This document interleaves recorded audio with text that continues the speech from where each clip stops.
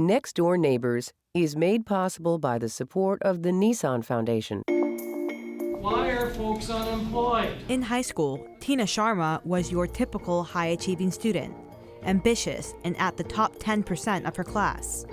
But when it came time to plan her future, she hit a roadblock. I was the only one to walk across my graduation stage without a college under my name. I was born in India and I came here when I was 9 years old. My dad came here on a business visa and he started his business. There were some loopholes in the immigration system during that time, and when he applied to renew his visa, after investing his money into his business and getting a car and renting a home, he was denied because he didn't meet the certain requirements to renew the visa. So a couple of years into school, I turned undocumented. Being an undocumented immigrant meant that she was unable to attend college, work, and even drive. I used to take a bus at 5 o'clock in the morning to go to school, and city bus. I didn't come out, so nobody knew. I pretended like it was an elephant in the room that did not exist. And honestly, I never felt that way either until I had to go through the paperwork, until I started applying for colleges, until I actually had to prove that I needed to go to school and I needed to have those documents. I followed the legal process, my parents did too, and they try to do everything right. It's just once you fall off, it's really hard to get back on track. It was very heartbreaking for me at that time to know how uncertain my future was, despite working so hard. Sharma represents a unique segment of Nashville's growing immigrant community, those that came to the United States as children, lacking legal presence in the only place they've ever called home. I felt like it was my fault, which it wasn't now that I look back. And I felt like I was asking myself, like, what did I do wrong? What makes me so different? I was just like letting all my dreams sort of see all my dreams fall in front of me and watch them scattered. So it was collecting all those pieces of my life and knowing that I would have to get up and sort of fight. There were limited options for youth like Sharma until last year.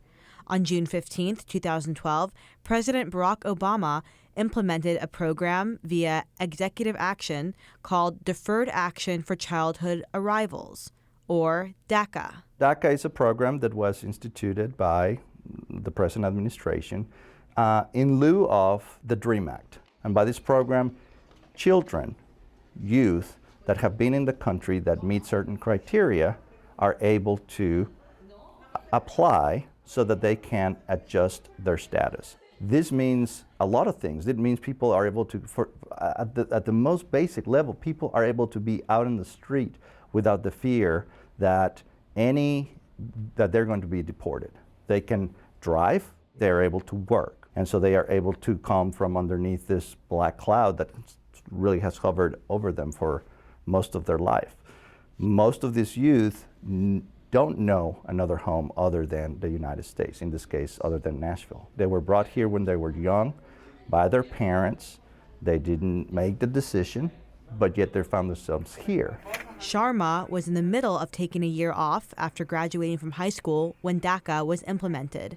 She applied right away. People have this stereotype about what an undocumented person looks like, and it was for me, when I first came out to my friends and family, it was surprising to them.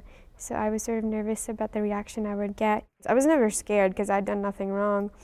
And surprisingly, everything worked out perfectly. We applied the week it came out, and me and my sister both got it. And it sort of gives me a kind of an identity because I feel like, I exist now. So when I got my driver's license, it was just saying that I was able to drive and do things that I wanted to, go to college, work. And I felt like I was able to get more involved and take more independence on myself. It's been really an incredible journey for me. Deferred Action for Childhood Arrivals offers no path to citizenship with the ability to renew the status every 2 years. Certainly there is still this question long-term as to what's going to happen, because this is not a permanent fix. This is only a temporary reprieve. And so at least we know for a couple of years this is kind of how things are going to operate, but it's not a solution. Certainly the solution will come as we as a society are debating what immigration reform is going to be like and it's going to look like, not only in Nashville, but across the country. I think the biggest misconception about undocumented people is that they don't want to get in line.